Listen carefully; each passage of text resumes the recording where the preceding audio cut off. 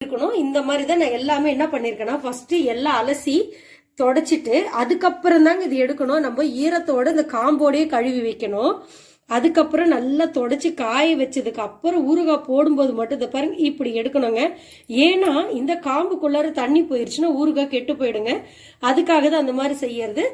இப்போ எல்லாமே காம்பு எடுத்து எல்லாமே நான் வச்சிருக்கேங்க. நான் இப்போ நம்ம அந்த கொட்டை எப்படி ரிமூவ் பண்ணலான்றது பாத்திரலாம். அதுக்கு முன்னாடி தேவையான பொருட்கள் பாத்திரலாம்.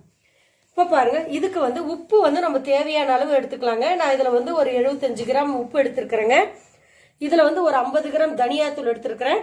மிளகாய் தூள் ஒரு 25-30 கிராம் எடுத்திருக்கிறேங்க. 1 டேபிள் ஸ்பூன் வெந்தயம், 1 டேபிள் ஸ்பூன் கடுகு, 1 டேபிள் ஸ்பூன் சீரகம்ங்க.